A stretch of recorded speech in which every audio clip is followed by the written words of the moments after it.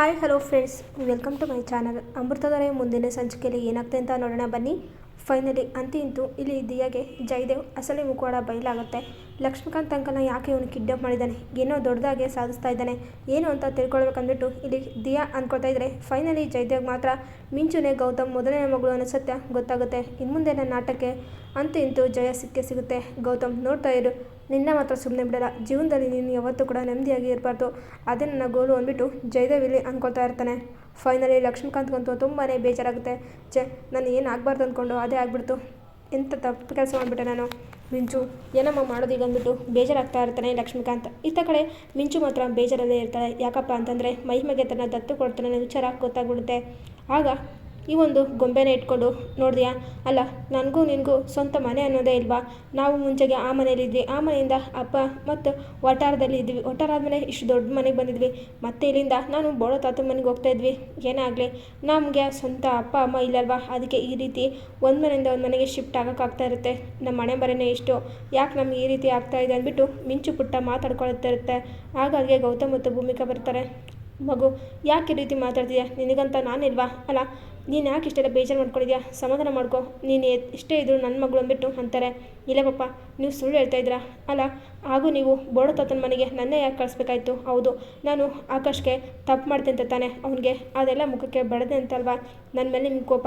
ಆದರೆ ಇನ್ನೂ ಸರ್ತಿ ಆಗಾಗಲ್ಲ ಬಿಡಪ್ಪ, ಏಕೆ ಅಂತಂದರೆ ಎಷ್ಟಾದರೂ ನಿಮ್ಮ ಸ್ವಂತ ಮಗಳು ನಾನು ಅಲ್ಲಲ್ವಾ, ಅದಕ್ಕೆ ನನ್ನ ಆ ಮನೆಗೆ ಕಳಿಸ್ತಾ ಇದ್ದೀರಾ. ಯಾಕೆ ನೀವು ನನ್ನ ಕಳಿಸ್ಬೇಕಾಗಿತ್ತು? ಬೇಕಿದ್ರೆ ಆಕಾಶನ ಕೂಡ ಕಳಿಸ್ಬೋದಾಗಿತ್ತಲ್ವ ಅಂದ್ಬಿಟ್ಟು ಪ್ರಶ್ನೆ ಮಾಡ್ತಾ ಇರ್ತಾರೆ ಮಿಂಚು. ಅಯ್ಯೋ ಆಗಲ್ಲ ಕಂದಾದು, ಏನಾಯಿತು ಅಂತಂದರೆ ಸಾಕು ಪಪ್ಪ, ಏನು ಮಾತಾಡಬೇಡ, ನನಗೆಲ್ಲನೂ ಗೊತ್ತಾಗುತ್ತೆ ಅಂತಂದ್ಬಿಟ್ಟು ಮಿಂಚು ಅಲ್ಲಿಂದ ಬೇಜಾರಾಗಿ ಹೋಗ್ತಾಳೆ.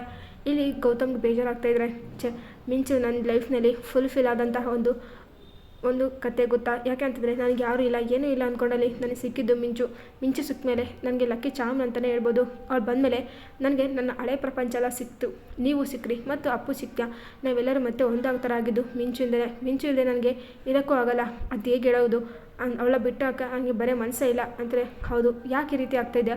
ಅವಳಿಗೂ ನನ್ನ ಸ್ವಂತ ಮಗಳು ಅಂತಲೇ ಅನಿಸ್ತಿದೆ. ನಮ್ಮ ಮಗಳಿದ್ರೆ ಈ ರೀತಿಯೇ ಇರ್ತಾಯಿದ್ಲು.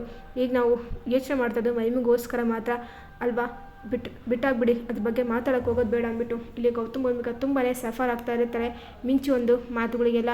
ಇನ್ನು ಇತ್ತ ಕಡೆ ಜಯದೇವ್ ಮನೆಗೆ ಬರ್ತಾನೆ. ಸಾರಿ, ಬೆಳಿಗ್ಗೆ ಅರ್ಜೆಂಟ್ ಕೆಲಸದಲ್ಲಿ ನಿನಗೇನು ಮಾಡ್ಕೊಡೋಕ್ಕಾಗಲ್ಲ, ಏನು ಕಾಫಿ ಮಾಡ್ಕೊಡ್ಲಾ ಅಂದ್ಬಿಟ್ಟು ಜಯದೇವ್ ಅಂತಾರೆ. ನನಗೆ ಮುಂಚೆಗೆ ಏನು ಮಾಡ್ಕೊಡೋದಕ್ಕೆ ಅನ್ನೋದಲ್ಲ, ಮೊದಲು ನನಗೆ ಆನ್ಸರ್ ಬೇಕು ಅಂದ್ಬಿಟ್ಟು ದಿಯಾ ಅಂತಾಳೆ. ಆನ್ಸರಾ? ಏನು ಬೇಬಿ, ಏನಾಯಿತು, ಏನು ಆನ್ಸರ್ ಬೇಕು ಅಂತೀರೆ? ಇದು ಲಕ್ಷ್ಮೀಕಾಂತ್ ಅಂಕಲ್ನ ಯಾಕೆ ನೀನು ಕಿಡ್ನಾಪ್ ಮಾಡಿದ್ಯಾ, ನನಗೆಲ್ಲನೂ ಸಾಕ್ಷ್ಯ ಸಿಕ್ಕಿದೆ, ಸುಮ್ಮನೆ ನೀನು ಉತ್ತರ ಕೊಡೋದ್ಬಿಟ್ಟು ಅಂತಾರೆ.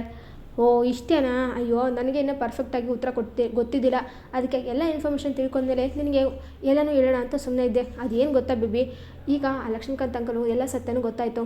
ಅದೇ ಮಿಂಚು ಇದ್ರಲ್ವಾ, ಆ ಮಿಂಚು ಬೇರೆ ಯಾರೂ ಅಲ್ಲ, ಗೌತಮ್ ಮೊದಲನೇ ಮಗಳು. ಅದಕ್ಕೆ ಈಗ ಅದು ಮಹಿಮೆಗೆ ದತ್ತು ಕೊಡ್ತಾ ಇದ್ದಾರಂತೆ. ಇದೆಲ್ಲ ಈಗ ನನಗೆ ಗೊತ್ತಾಗಿದೆ. ಹುಟ್ಟಿದಾಗಿಂದಲೇ ಅದನ್ನ ನಾನು ತೆಗೆದಾಕಿ ಎಲ್ಲಿಗೋ ಬೀಸಾಕಿದ್ದೆ, ಎಲ್ಲೋ ಬೆಳೆದಿತ್ತು, ಮತ್ತು ಈಗ ಅವ್ರ ಮಡಿಗೆ ಸೇರಿದೆ, ಈಗ ಮತ್ತೆ ಬೇರೆ ಕಡೆ ಹೋಗ್ತಾ ಇದೆ. ನಾನು ನನ್ನ ಆಸ್ತಿನ ಮತ್ತೆ ಪಡ್ಕೊಳ್ಬೇಕಂದ್ರೆ ನನಗಿರೋದು ಒಂದೇ ಒಂದು ದಾರಿ, ಅದು ಮಿಂಚು. ಅದ್ರ ಮಾತ್ರ ಸುಮ್ಮನೆ ಬಿಡಲೇಬಾರ್ದು ನಾನೀಗ ಅಂದ್ಬಿಟ್ಟು ಇಲ್ಲಿ ಜಯದೇವ್ ಅಂತ ಇದ್ದರೆ, ಏಯ್ ಸ್ವಲ್ಪಾರು ಬುದ್ಧಿ ಇದೆ ನಿನಗೆ, ಹೋಗಿ ಆ ಮಗು ಮೇಲೆ ಕಣ್ಣಾಕಿದ್ಯಾ, ನಿನಗೆ ಮನುಷ್ಯತ್ವ ಅನ್ನೋದೇ ಇಲ್ಲ. ಅಲ್ಲ ಅವ್ರು ಆರಾಮಾಗೇ ಇರಲಿ ಬಿಡು, ಪ್ರತಿ ಸರ್ತಿ ಅವ್ರ ಪ್ರಾಣ ತಿನ್ನಕ್ಕಂತ ಹುಟ್ಟಿದೆಯಲ್ಲ, ನನಗೆ ಬುದ್ಧಿ ಇದೆ ನಿನಗೆ. ಇವತ್ತು ನಾನು ಅವ್ರಿಗೆ ಕಾಲ್ ಮಾಡಿ ಎಲ್ಲ ಸತ್ಯನೂ ಹೇಳ್ತೀನಿ, ನನಗೆಲ್ಲ ಸತ್ಯನೂ ಗೊತ್ತಾಗಿದೆ ಅಂದ್ಬಿಟ್ಟು ಇಲ್ಲಿ ದಿಯಾ ಅಂತಿದ್ದೆ.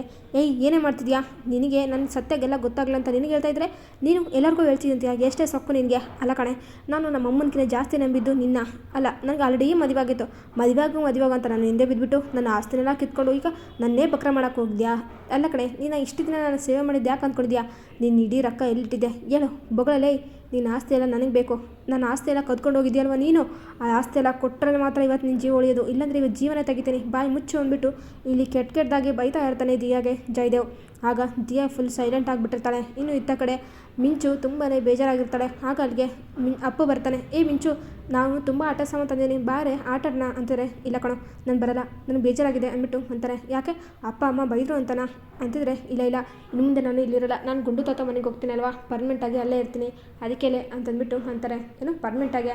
ಅಯ್ಯೋ ಅಲ್ಲೇ ಹಾಕಿರ್ತೀಯ, ಮತ್ತೆ ಸ್ವಲ್ಪ ದಿನ ಆದಮೇಲೆ ಬರ್ತಿ ತಾನೆ ಅಂತಿದ್ರೆ, ಇಲ್ಲ ನಾನು ಯಾವುದೂ ಬರಲ್ಲ, ನಾನು ಅಲ್ಲಿಗೆ ಕಳಿಸ್ತಾ ಇದ್ದಾರೆ, ನೀನು ಇಲ್ಲಿ ಆರಾಮಾಗಿ ಇರ್ಬೋದು, ಇನ್ನು ಮುಂದೆ ನಿನ್ನ ಜೊತೆ ಜಗಳನೇ ಆಡಲ್ಲ ಆಯಿತಾ ಅಂತಂದ್ಬಿಟ್ಟು ಇಲ್ಲಿ ಅಂತ ಇದ್ದರೆ, ಏಯ್ ಯಾಕೋ ಈ ರೀತಿ ಮಾತಾಡ್ತಿದ್ದೀಯೇ, ಇಲ್ಲ ನಾನು ಬೇಕಾದ್ರೆ ಅಪ್ಪ ಅಮ್ಮಗೆ ಹೇಳ್ತೀನಿ, ನೀನು ಹೋಗಿ ಅಪ್ಪ ಅಮ್ಮನ ಹತ್ರ ಸಾರಿ ಕೇಳು, ಅವ್ರಿಗೆ ಕ್ಷಮಿಸ್ತಾರೆ, ಬೇಕು ಅಂತ ನಿನ್ನ ಇವತ್ತು ಇಲ್ಲಿಂದ ಕಳಿಸಲ್ಲ ಕಣೆ ಅಂದ್ಬಿಟ್ಟು ಇಲ್ಲಿ ಆಕಾಶ್ ಅಂತಿದ್ರೆ, ಇಲ್ಲ ನಾನು ಇಲ್ಲಿಂದ ಕಳಿಸ್ತಾ ಇದ್ದಾರೆ, ಎಷ್ಟು ಆದರೂ ನಾನು ಅವ್ರ ಮಗಳಲ್ವಾ, ನೀನೇನು ತಲೆ ಕೆಡಿಸ್ಕೊಬೇಡ, ಆರಾಮಾಗಿ ಇರು, ನೀನು ಚೆನ್ನಾಗಿರ್ತೀಯ, ನಾನು ಇಲ್ಲಿಂದ ಹೋಗ್ತೀನಿ ಗುಂಡು ತಾತನ ಮನೆಗೆ, ಇನ್ನು ಮುಂದೆ ಅಲ್ಲೇ ಇರ್ತೀನಿ ಅಂದ್ಬಿಟ್ಟು ಇಲ್ಲಿ ಮಿಂಚು ಅಂತ ಇದ್ದರೆ ತುಂಬಾ ಬೇಜಾರಾಗ್ತಾ ಇರುತ್ತೆ ಎಲ್ಲರಿಗೂ ಕೂಡ. ಈ ಮಗು ಯಾಕೆ ಈ ರೀತಿ ಮಾತಾಡ್ತಿದೆ ಅಂದ್ಬಿಟ್ಟು ಭೂಮಿಕಾ ಅಂತಿದ್ರೆ, ಮಮ್ಮಿ ಅಂದ್ಬಿಟ್ಟು ಆಕಾಶ್ ಬರ್ತಾನೆ. ಯಾಕಂದ ಏನಾಯಿತು ಅಂತಿದ್ರೆ, ಮಿಂಚು ಹೇಳ್ತಾಯಿದ್ಲು, ಮಿಂಚು ಈ ಮುಂದೆ ಈ ಮನೆಗೆ ಬರಲ್ಲ ಅಂತೆ, ಗುಂಡು ತಾತನ ಮನೇಲಿ ಪರ್ಮನೆಂಟಾಗಿ ಇರ್ತಾಳಂತೆ ಅಂತಾರೆ. ಕಂತ ಯಾರು ಹೇಳಿದ್ದು ನಿನಗೆ ಅಂತಿದ್ರೆ, ನನಗೆ ಮಿಂಚುನೇ ಹೇಳಿದ್ಲು ಅಂದ್ಬಿಟ್ಟು ಅಂತಾರೆ. ಏನು ಹೌದಾ, ಮಿಂಚುನೇ ಹೇಳಿದ್ಲ ಆ ರೀತಿ ಅಂತಂದ್ಬಿಟ್ಟು ಎಲ್ಲರಿಗೂ ಶಾಕ್ ಆಗುತ್ತೆ. ಮಿಂಚು ಹೇಗೆ ಒಪ್ಸೋದು, ಮಿಂಚು ತುಂಬಾ ಬೇಜಾರಾಗ್ಬಿಟ್ಟಿದ್ದಾಳೆ, ನಾವು ಏನು ಮಾಡಬೇಕು ಒಂದು ಕೂಡ ಗೊತ್ತಾಗ್ತಾ ಇದೆ ಅಂದ್ಬಿಟ್ಟು ಇಲ್ಲಿ ಅಂದ್ಕೊಳ್ತಾ ಇರ್ತಾರೆ. ಭೂಮಿಕಾ ಮತ್ತು ಗೌತಮ್ಗೆ ದೊಡ್ಡ ಸವಾಲಾಗ್ಬಿಟ್ಟಿರುತ್ತೆ. ಇನ್ನು ಇತ್ತ ಕಡೆ ಜಯದೇವ್ ಈ ದಿಯಾನ ಉತ್ತರ ಬಾಯಿ ಬಿಡಿಸ್ಬೇಕು, ಹೇಳೆ ಎಲ್ಲಿ ಇಟ್ಟಿದೆಯಾ ದುಡ್ಡು ಅಂದ್ಕೊಂಡು ಕತ್ತಲ ಸಿಗ್ತಾ ಇರ್ತಾರೆ. ಸ್ವಂತ ನಮ್ಮಮ್ಮನೇ ಎಷ್ಟು ನಂಬಿಲ್ಲ, ಹೋಗಿ ನೀನೇ ನಂಬಿದೆ, ನೀನು ಸರಿಯಾಗಿ ಪಾಠ ಕಲಿಸ್ದೆ ನನಗೆ, ನೀನು ಈ ರೀತಿ ಮಾಡ್ತೆ ಅಂತ ಅಂದ್ಕೊಂಡಿದ್ಲ, ನಿನ್ನ ಮಾತ್ರ ಸುಮ್ಮನೆ ಬಿಡಲ್ಲ ಕಣೆ, ಇವತ್ತು ನಿನಗೊಂದು ಗತಿ ಕಾಣಿಸ್ತೀನಿ ಅಂತಂದ್ಬಿಟ್ಟು ಇಲ್ಲಿ ಅಂದ್ಕೊಳ್ತಾ ಇರ್ತಾನೆ ಜಯದೇವ್. ಇದೆಲ್ಲ ಆದಮೇಲೆ ಸರಿಯಾಗಿ ಕತ್ತಿಡ್ಕೊಂಡು ಸಿಗ್ಬಿಡ್ತಾನೆ ದಿಯಾ ಪ್ರಾಣನೇ ಬಿಟ್ಬಿಡ್ತಾಳೆ. ಆಗ ಶಾಕ್ ಆಗುತ್ತೆ ಜಯದೇವ್ಗೆ. ಎದ್ದೋಳೆ ನೀನು ಅಂತಿದ್ರೆ, ದಿಯಾ ಆಲ್ರೆಡಿ ಕೈಲಾಸ ಸೇರಿರ್ತಾಳೆ. ಅಯ್ಯೋ ದೇವ್ರೆ, ಅದಕ್ಕೆ ಆ ಥರ ಇರಬಾರ್ದು ಅನ್ನೋದು ಅಲ್ಲ ಕಣೋ ಜಯದೇವ್, ನಿನಗೆ ದುಡ್ಡೇ ಇಲ್ಲ ಅಂತ ಗೊತ್ತಾದ್ಮೇಲೆ ಇವಾಗ ಸಾಯಿಸ್ಬೇಕು ಅಂದ್ಕೊಂಡು, ಅವ್ರೀಗ ದುಡ್ಡು ಎಲ್ಲಿದೆ ಅಂತಲೇ ಗೊತ್ತಿಲ್ಲ, ಇವಾಗ ಸಾಯಿಸಾಗ್ಬಿಟ್ಟೆ, ಈಗ ಏನೋ ಮಾಡ್ತೀನಿ ಅಂದ್ಬಿಟ್ಟು ಇಲ್ಲಿ ಜಯದೇವ್ ಅಂದ್ಕೊಳ್ತಾ ಇರ್ತಾನೆ. ಬೇರೆ ದಾರಿನೇ ಇಲ್ಲ ನನಗೆ, ಏನಪ್ಪ ಮಾಡೋದು ಅಂದ್ಬಿಟ್ಟು ಜಯದೇವ್ ಇಲ್ಲಿ ಬೇಜಾರಾಗ್ತಾ ಇದ್ರೆ, ಇಲ್ಲಿ ಅಂತೂ ದಿಯಾ ಬಾಯ್ ಫ್ರೆಂಡ್ ಮನೆಗೆ ಎಂಟ್ರಿ ಕೊಡ್ತಾನೆ. ಆಗ ಆರಾಮ್ ಮಾಡ್ತಾನೆ. ಅಯ್ಯೋ ಏನಪ್ಪ ಮಾಡೋದು ಅಂದ್ಬಿಟ್ಟು ದಿಯಾನ ಜನ ಹೇಳ್ಕೊಂಡೋಗಿ ಒಂದಲ್ಲಿ ಕೂಡಾಕ್ತಾನೆ. ದೇವ್ರೆ, ಇಲ್ಲಿ ಏನೂ ಆಗಿಲ್ಲ ಥರನೇ ಇರಬೇಕು ಅಂದ್ಬಿಟ್ಟು ಜಯದೇವ್ ಇಲ್ಲಿ ಅಂದ್ಕೊಳ್ತಾ ಇರ್ತಾನೆ. ಇನ್ನು ಇತ್ತ ಕಡೆ ಗೌತಮ್ ಭೂಮಿಕೆಗೆ ದೊಡ್ಡ ಸವಾಲಾಗ್ಬಿಟ್ಟಿರುತ್ತೆ ಈ ಮಿಂಚುದು. ಏನ್ರಿ ಮಾಡೋದು, ಅಲ್ಲ ಗೌತಮರೇ, ಈ ಮಗು ಅಲ್ಲಿಗೆ ಹೋಗ್ತಾ ಇದ್ದೀನಿ ಅಂತ ತುಂಬ ಬೇಜಾರಾಗಿದೆ, ಈಗ ನಾವು ದೊಡ್ಡ ತಪ್ಪು ಮಾಡೋಕತ್ತಿದ್ವಿ ಹೇಗೆ ಅಂತ ಅನಿಸ್ತಾ ಇದೆ, ಚಿಕ್ಕ ಮನಸ್ಸು ನೋವು ಆಗ್ತಿದೆ, ಈಗ ಈ ರೀತಿಯೆಲ್ಲ ಆಗಬಾರ್ದಾಗಿತ್ತು ಅಂದ್ಬಿಟ್ಟು ಭೂಮಿಗೆ ಗೌತಮ್ ಅಂತ ಇದ್ದರೆ, ಹೌದು ನಾವು ಆ ಥರ ನಿರ್ಧಾರ ಮಾಡಿಬಿಟ್ವಿ, ಮೈ ಮಗು ನೋಡ್ತೆ ಅಂತ ಹೇಳ್ಬಿಟ್ಟು ತಪ್ಪು ಮಾಡಿದ್ವಿ, ನಾವು ಈ ರೀತಿ ಮಾಡಬಾರ್ದಾಗಿತ್ತು, ನಾವು ಬೇರೆ ಮಗುನ ದತ್ತವಾಗಿ ಕೊಡ್ಬೋದಾಗಿತ್ತು, ಏನು ಮಾಡೋದು ಈಗ ಅಂದ್ಬಿಟ್ಟು ಗೌತಮ್ ಭೂಮಿಕಾ ತುಂಬಾ ಬೇಜಾರಾಗ್ತಾರೆ. ಆದರೆ ಮಿಂಚು ಕೊಟ್ಟಾಗ ಮಾತ್ರ, ಇಲ್ಲ ಯಾರು ಕೂಡ ನಮ್ಮ ಅಪ್ಪ ಅಮ್ಮನೇ ಅಲ್ಲ, ನಾನು ಗೌತಮ್ ನಮ್ಮಪ್ಪ ಅಮ್ಮ ಚೆನ್ನಾಗಿ ನೋಡ್ಕೊಳ್ತಾರೆ ನನ್ನ ತಂದಿರು, ನನಗೆ ಪ್ರಾಮಿಸ್ ಎಲ್ಲ ಮಾಡಿದ್ರು ಮೊದಲೇ ಅಮ್ಮ ಮಾಡೋರ ಥರ ಇವ್ರು ಕೂಡ ನಾನು ಬಿಟ್ಟು ಹೋಗಲ್ಲ ಅಂತ. ಆದರೆ ಈಗ ಅವ್ರ ಮಗು ಸಿಗೋ ತಕ್ಷಣ ನನ್ನ ಮತ್ತೆ ಬಿಟ್ಟು ಹೋಗ್ತಿದ್ದಾರೆ ಅಷ್ಟೇ. ಇನ್ನು ಮೊದಲು ಮಗು ಸಿಕ್ಕ ಮೇಲೆ ನನ್ನ ಯಾರು ಅಂತ ಕೂಡ ಗೊತ್ತಿರಲ್ಲ ಇವ್ರಿಗೆ, ಅಷ್ಟೇ ನನ್ನ ಜೀವನ ಅಂತಂದ್ಬಿಟ್ಟು ಮಿಂಚು ಸಫರ್ ಆಗ್ತಾ ಇರ್ತಾರೆ. ಇನ್ನು ಈ ಒಂದು ಬೆಲ್ಲ ಆರಾನಾಗುತ್ತೆ ಆಗತ್ತೈತಿದ್ರೆ ಅದು ದಿಯಾ ಅಂತಾರೆ. ದಿಯಾ ಇಲ್ಲ ಹೊರಗಡೆ ಹೋದ್ರೆ ಅಂದ್ಬಿಟ್ಟು ಜಯದೇವ್ ಅಂತಾರೆ. ಕಾಲ್ ಮಾಡಿದ್ದೆ, ಅವಳು ಇಲ್ಲೇ ಇದ್ದೀನಿ ಅಂತಂದ್ಬಿಟ್ಟು ಕಾಲ್ ಮಾಡ್ತಾರೆ. ರಿಂಗ್ ಆಗ್ತಾಯಿದ್ರೆ, ಅಯ್ಯೋ ಫೋನ್ ಇಲ್ಲೇ ಇದಲ್ವಾ ಅಂತಂತಿದ್ರೆ, ಅದು ದಿಯಾ ಫೋನ್ ಬಿಟ್ಟು ಇಲ್ಲೇ ಹೋಗಿದ್ದೆ ನಾಳೆ ಅಂತಾನೆ. ಸರಿ ಅವಳು ಆಮೇಲೆ ಬಂದು ನಾನು ಭೇಟಿ ಆಗ್ತೇನೆ ಅಂದ್ಬಿಟ್ಟು ಅಲ್ಲಿಂದ ಬಾಯ್ ಫ್ರೆಂಡ್ ಹೋಗ್ತಾನೆ. ಅಪ್ಪ ದೇವ್ರೆ, ಇವಳಿಗೊಂದು ಗತಿ ಕಾಣಿಸ್ಬೇಕು. ಅಲ್ಲ ಈ ಒಂದು ಮಿಂಚು ಬಗ್ಗೆ ಗೊತ್ತಿರೋದು ಕುಮಾರ್ಗೆ ಮತ್ತು ಈ ದಿಯಾ ಕತೆ ಮುಗೀತು. ಕುಮಾರ್ ಇಲ್ಲಿ ಬನ್ನಿ ಕುಮಾರ್ ಅಂದ್ಬಿಟ್ಟು ಹೊರಗಡೆ ಇರ್ತಾನೆ. ಆಗ ಮನೆ ಒಳಗಡೆ ಕರೆದ್ಬಿಟ್ಟು ಜಯದೇವ್ ಕುಮಾರ್ನು ಕೂಡ ಮುಗಿಸ್ಬಿಡ್ತಾನೆ. ಹೇಗಾದರೂ ಇವರಿಬ್ಬರ ಕತೆ ಮುಗೀತು, ಇವ್ರಿಗೆ ಏನಾದರೂ ಒಂದು ಗತಿ ಕಾಣಿಸ್ಬೇಕು ಅಂದ್ಬಿಟ್ಟು ಇಲ್ಲಿ ಈ ಒಂದು ಚೀಲದೊಳಗಡೆ ಇಬ್ಬರನ್ನೂ ಹಾಕ್ಕೊಂಡ್ಬಿಟ್ಟು ಬೆಂಕಿ ಹಾಕಿ ಪೆಟ್ರೋಲ್ ಹಾಕಿ ಸುಟ್ಟೇ ಬಿಡ್ತಾನೆ ಜಯದೇವ್. ಈ ಚಾಪ್ಟರ್ ಈಗ ಕ್ಲೋಸು. ಈಗ ಜಯದೇವ್ ಹೊಸ ಅಧ್ಯಾಯ ಶುರು ಅಂದ್ಬಿಟ್ಟು ಜಯದೇವ್ ಇಲ್ಲಿ ಹೊಸ ವೇಷನ ಮರೆಸ್ಕೊಂಡು ಅಂತೂ ರಗಡಾಗಿ ಮತ್ತು ಕೇಡಿಯಾಗಿ ಎಂಟ್ರಿ ಕೊಟ್ಟೇ ಬಿಡ್ತಾನೆ ಜಯದೇವ್. ಇನ್ನು ಇತ್ತ ಕಡೆ ಅಪ್ಪು ಮತ್ತು ತುಂಬಾ ಬೇಜಾರಾಗ್ತಾ ಇರ್ತಾರೆ, ಮಿಂಚಿನ ಕಳ್ಕೊಳ್ಬೇಕಲ್ವ ಅಂದ್ಬಿಟ್ಟು. ಫೈನಲಿ ಗೌತಮ್ ಭೂಮಿಕೆ ಇಲ್ಲಿ ನಿರ್ಧಾರ ಮಾಡೇ ಬಿಡ್ತಾರೆ ಮಿಂಚಿನ ಕಳಿಸ್ಬೇಕು ಅಂತಂದ್ಬಿಟ್ಟು. ಹಾಗಾದರೆ ಇಲ್ಲಿ KD ತನ್ನ ಆಟ ಶುರು ಮಾಡೇ ಬಿಟ್ನ. ಇಲ್ಲಿ ಈ ಒಂದು ಮಿಂಚಿನ ಕಿಡ್ನಾಪ್ ಮಾಡಿ ಗೌತಮ್ ಭೂಮಿಕೆಗೆ ಸರಿಯಾಗಿ ಪಾಠ ಕಲಿಸ್ತಾನೆ ಭೂಮಿಕಾ.